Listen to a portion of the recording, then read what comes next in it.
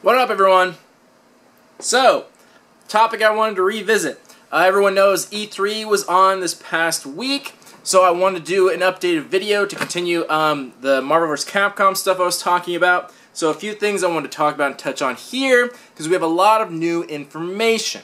So I want to do just like we did before, try and predict things, try to look at the future, try and talk about things based on the information we have. So, things I want to do is talk about E3 and the new info, revisit the leak we talked about, so revisiting that, talking about if it's still valid and what we can expect, then again talk about the future, what we're going to see, and then also talk about some other E3 games that are actually very relevant to Marvel vs. Capcom. And I think you all know which game I'm talking about. So I want to talk about that too, because it's a very hot topic, and I definitely want to get some info on that too. So first, a few things that I think a lot of people may have misunderstood about the original video. First of all, I want to thank everyone for commenting and weighing in on the topic. I really appreciate you guys taking the time to comment. I think that's really cool, because that's what I wanted to do. I want to get a discussion topic going, and I want to talk to you guys about it, so that's why I take the time to read and reply to everyone's comments, so I appreciate everyone doing that. But a few things that people disagreed on, but I think there was just confusion on it. So I just want to clear up that I wasn't supporting Capcom in any way by saying what they're doing is okay. So, things about this channel and things about this video is that I try to always stick to fact-based things and always be logical and statistical. I always throw my opinion in where necessary because people end up asking me anyway, but always keep in mind that my opinion has pretty much nothing to do with the video. It plays a very small part. I always throw it out there, but it's never the point of the video. The point of my videos are to be logical, to be helpful in some way, or to have a discussion going, something like that. So I think some people are confused, because I said I didn't really mind the whole DLC thing, but people took that as I'm trying to defend Capcom, which I am not at all. I think what they're doing is really shitty. I don't like that they are gouging people for money, so I'm not defending them, and I don't agree with that whatsoever. The only point I was making was just that it just doesn't bother me, just specifically. That was just an opinion I had. And I know it bothers other people. Keep in mind, the things I have an opinion on, I don't claim that other people have the same opinion. I know that other people are bothered by it. But keep in mind that I'm not like a hardcore gamer. I only play like 1 or 2 games, and I play them religiously, but I only play 1 or 2. So for me, personally, paying like 20 bucks over the span of a year just like isn't that big of a deal to me. But I totally understand where people that do play a lot of games, people that are all about the fighting game scene, that are playing all the different genres, like, yeah, if every game does a little bit of DLC collectively over a year, yeah, that's a ton of money. So I completely understand why people are upset. I was just making the point that it just didn't bother me. But, you know, it's a total difference of opinion. Different people want different things. So that's totally fine. That's what this is all about, getting other people's opinions and getting other people's views. I also read a lot of comments that actually brought up some very interesting points that I haven't thought of. So I thought it was really cool that people took the time and pointed some things out that I may not have thought of as well. Just the same as I do for you guys, trying to get a different perspective for everyone. So other things about it, in general, the channel is just about getting a discussion, so anyone that's watching for the first time, feel free to jump in, talk about anything you want on the comments, and you're more than welcome to disagree with me. I actually encourage it to get a good debate going. I'm more than happy to discuss things. The only thing I ask is that you don't be a dick about it. Like, you're more than welcome to disagree, but let's keep it civil for the most part, and pretty much everyone did. Let's see. Got my little bullets points here. Yeah, the main point of the last video, and a lot of the main topic of this one, is that I don't agree with what Capcom's doing, but there's no point to be upset about a lot of the things that are going on. Something that people brought up is that my whole opinion was that there's nothing that can be done about these things. There's a lot that can be done. People that are pissed off about it, and a lot of people are still very furious about this. There are things that can be done to change this. I was mostly just pointing out the irony that a lot of the people that were upset are the same people that are supporting Capcom, and the reason that these things happen is because they're getting support. So if you don't want this game and you don't want to support it, then don't get it. Don't give them the money. Don't give them the satisfaction. So eventually someone has to end the cycle, and you know that's kind of what has been happening. But just the funny part about it is that Capcom's been doing this since the dawn of Capcom since they've first been doing it, and everyone's bought a Capcom game at some point, and you at some point have supported it. So the people that are so upset about it, it's like, well, then don't buy their games. It's very simple. Just don't do that. It's a very simple concept.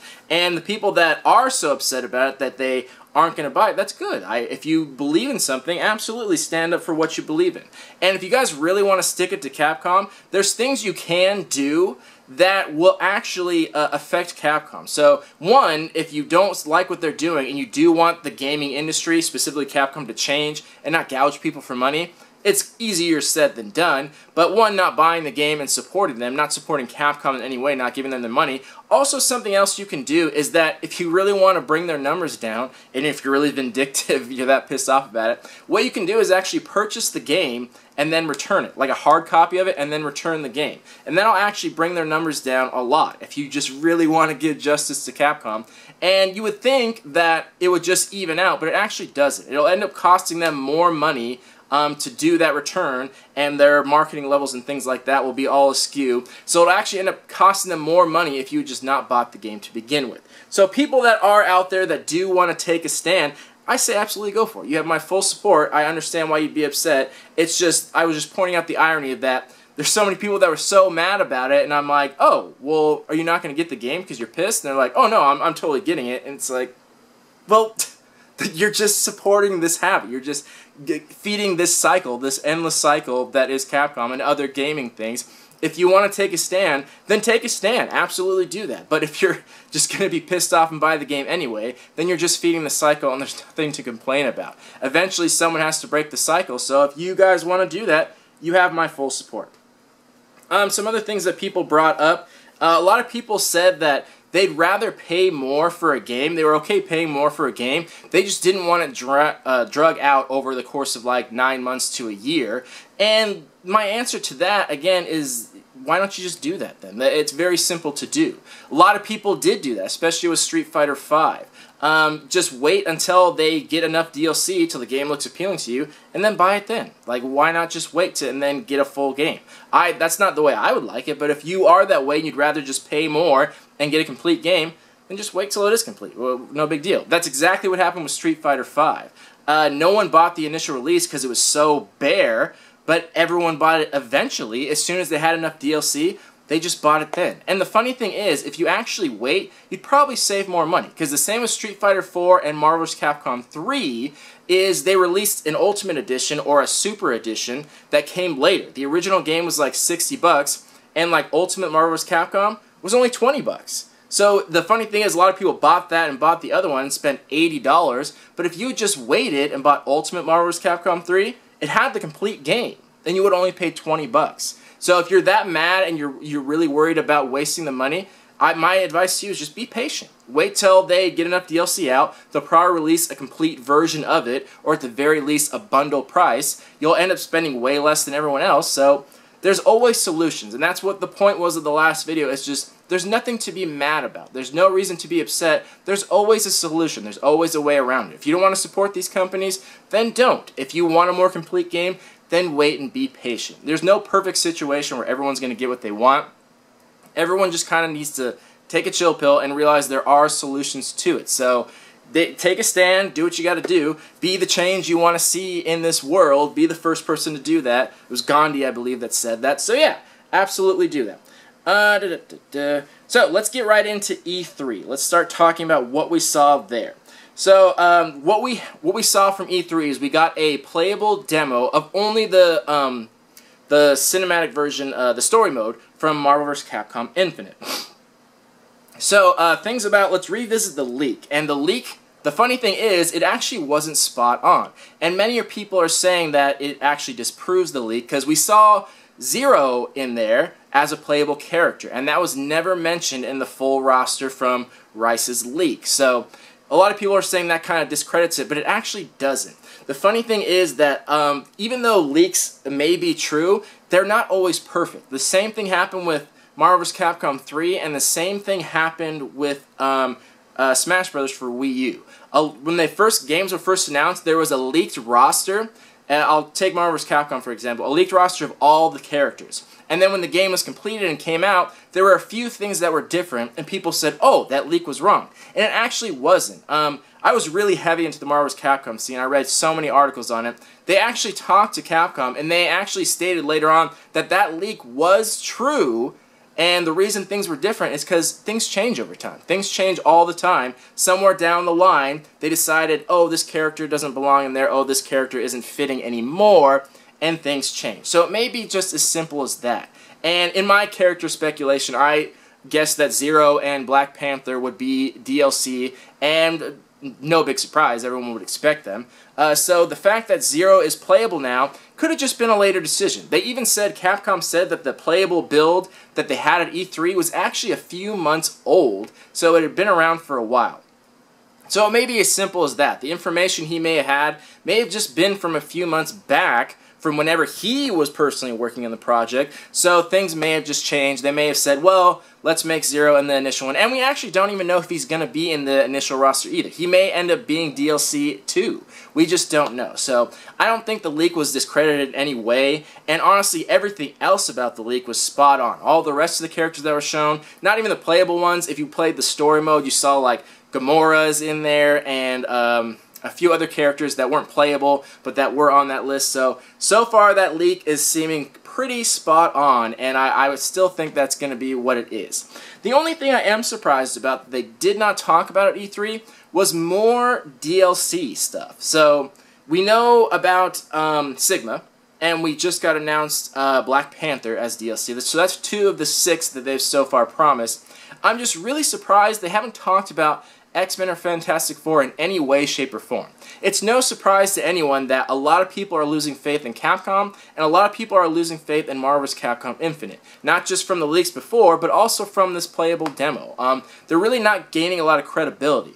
So it's still assumed, we don't know for sure, that the leaker Rice knew what he was talking about and said that Fantastic Four and X-Men will be future DLC. If that's the case, I don't know why they wouldn't mention that. It seems like so many people are losing faith because they're not seeing their favorite characters.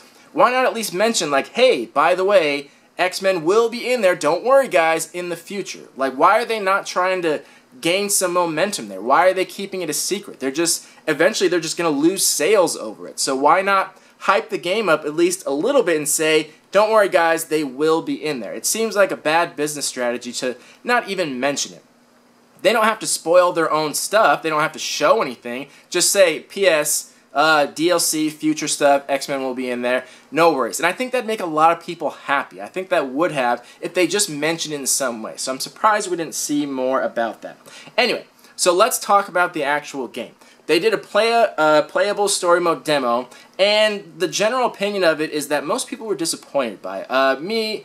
I wouldn't say I was disappointed, but again, I still have the same opinion where I'm not really thrilled by it either.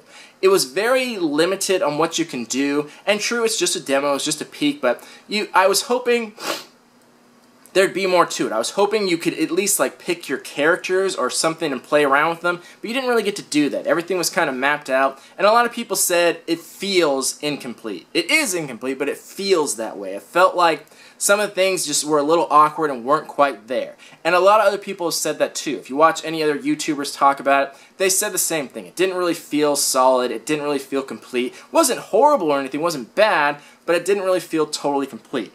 On the other hand, a lot of people, I didn't get the fortunate chance of going to E3, but all the people that did, that got to play the actual game versus other people, those people are ranting and raving about it. Those people are saying it's actually quite great. The story mode isn't great, but honestly, who expected the story mode for it to be that great?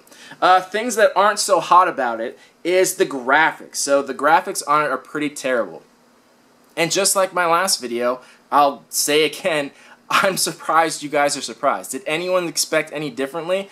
Graphics have never been a main focus of Marvel vs. Capcom throughout its entire series. It never has been. The most they really put into was back when it was two-dimensional, and even then they put barely any effort into it. People think that there's such a disappointment, and I'm like, why would you expect anything more? Marvel vs. Capcom 3 was the exact same. The graphics were ass in that game. It got better over time, as will this, and when they came out with the Ultimate Edition, it got better and better, but I don't know if you guys remember, because I do, and if I can find some pictures somewhere deep online, I'll show you, but the first initial release of the game, when they talked about Marvel vs. Capcom 3, the graphics were awful. I remember one specifically, it was Dante. So he has his white hair, and his hair was one solid piece. It literally looked like he had Lego hair. It was horrible. They looked terrible. And people say, oh, it was a long time ago, the graphics weren't good. Then I'm like, no, no, no. It was bad for the time. It was exactly the same as it is now. All the same games were out. Street Fighter, Tekken, Guilty Gear, all that shit was out back then too, and it looked like shit compared to those games too. The funny thing about it is, it just doesn't matter. Some people are disappointed by it, rightfully so. Who wouldn't want better graphics? But it just doesn't matter for the Marvel vs. Capcom series, because anytime, if you watched any competitive play of Marvel vs. Capcom, when you're watching people play, the graphics look just fine.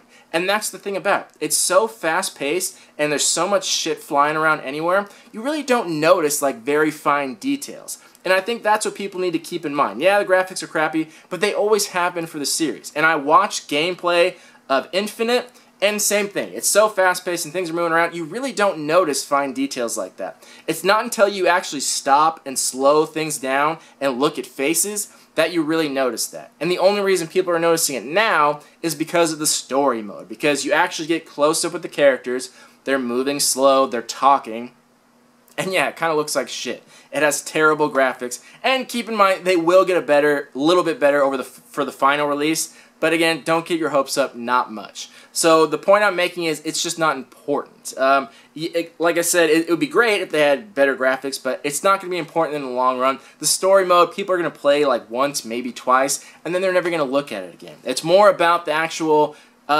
player versus player stuff, and from what I've seen, that actually looks okay. That looks fine to me, and as it does for a lot of other people. But yeah, the story mode looks like shit, but the same thing. Marvel vs. Capcom 3 was the same, and all the rest of the series, and if they ever make a fifth one, it'll be the same story again. It's just things that, like I've always said, look to the past to predict the future. You shouldn't be surprised by any of that, because it's always been really shitty. So yeah, so there's that. And other things to note is that, again, there's not much to be excited about. From what we've seen in the roster, especially the Marvel side, it's still mostly Avengers. It's pretty much an all Avengers side. So, and again, a lot of characters we've seen before. So there's nothing to be super excited about so far.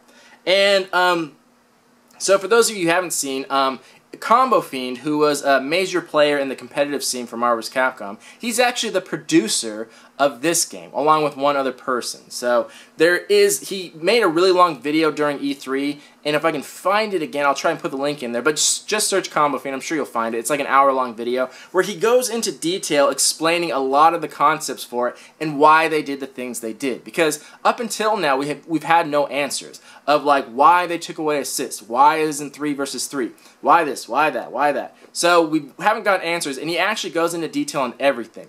And you know, it doesn't really change anything listening to him say these things. It doesn't make it any better per se, but it is just good to know. So now that we have answers of why things are the way they are. So it's just kind of a little bit reassuring that they do have a goal here of what they're trying to do. And it did make me feel a little bit better now that I have answers to it. But some things they talked about is that there's no longer going to be infinites in this game. So everyone knows that there were a lot of infinites in Marvel vs. Capcom 3. Ironically, Infinite has no infinites. That certain characters could constantly attack someone until they were dead. Like I think Doom had one, and did Sentinel have one? Magneto had one, where they could just, one character when they got caught in a loop, they could do that forever until that character was dead. So they went out of their way to make sure there are no infinites in this game. The other thing was the assists. And I thought it was a really weird thing that they would take that away. But from what I've seen from the gameplay, they kinda are still there. It's not an assist where a character jumps out, but the way they've made it, it kind of makes it so you didn't really need them, so you still kind of have it. With the tag out system, seeing how you could do it all the time, you're not getting assists from your back player. It's like your main player will throw an attack, and then the other one could come in, so it's almost like they have that assist because their attack's still on the screen. So, again, I still think it's weird they took out assists, but the way they did it, it's like, okay, that kind of makes sense now, where it's like, it's still kind of like they're there in a way. So again, that made me feel a little bit better about it. Other things that they have added to it is their whole easy combo system, and all the things they're adding to make it more player-friendly. I get why they're doing that, but most people that are a fan of the series are like, "Bleh, like, we don't care about that shit." It kind of makes it annoying, so that one's kind of dumb. But again, same thing with Marvel vs. Capcom 3. They did the same exact thing. They had their easy combos. It was called the easy button layout or something like that, where one button just did special attacks. So they had that before too. So again, that's not really anything different. It's different, but it's not anything new. Also, every character now has OTG. And for those of you who don't know, that's when a character can hit someone off the ground when they're laying flat. Now every single character has OTG for simple attacks. They don't have to do a special attack for it. Because I remember when I played Deadpool, I had to do his Katana-rama to get someone off the ground. Now everyone just does it with a simple low attack. And, you know, that, again, is one of the things they're trying to make more player-friendly, because they're trying to balance it out. Because not every character had that before in Marvel vs. Capcom 3, and that was kind of a big deal. If a character didn't have that, you then had to have an assist who could do that. Otherwise, your combos were very short, because that was a big part of keeping your combo going. So now that everyone has that, that makes the combos a little bit longer, but, you know, it does take some of it away, some of the special abilities from other characters, but I see what they're doing, trying to balance it out. Something else they've added to it is now they have Reflect with every character. If you do push block at the right moment, you can now reflect projectiles with any character. And I think that's a good thing, because Marvel vs. Capcom 3 definitely had a lot of keep away characters, and anyone who's played online, you've at least run into one person like that was just all throwing stuff all the time. And yeah, it gets super fucking annoying after a while. So I'm kind of glad they added that to kind of tone that down a little bit. So that's kind of nice, because those people were super annoying. So once again, his video is mostly about, I see what they're doing. And again, I'm not saying I agree with everything. I'm not saying it's the right choices, but at least I understand now. And you guys should take the time to go watch that and at least hear what they have to say. If you're still hating it after that point, no worries, no big deal. But at least then you'd have more answers and more insight of what they're trying to do and what their end game is here.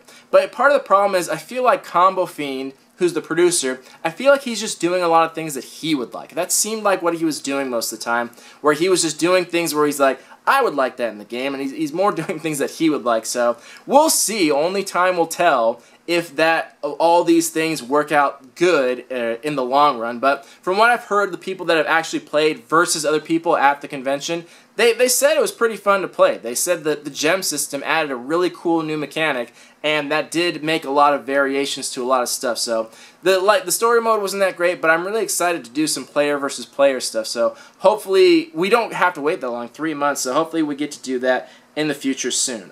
Specifically Max, if anyone's watched his channel, he said he played it and he didn't like the story mode either, but he really liked the player versus player stuff. So there's that. So the last thing I want to talk about is the other stuff that was at EVO. The really cool other game, which was the Dragon Ball Z, or Dragon Ball FighterZ. This is the talk of the town. This is the main discussion topic. Everyone's in love with this game.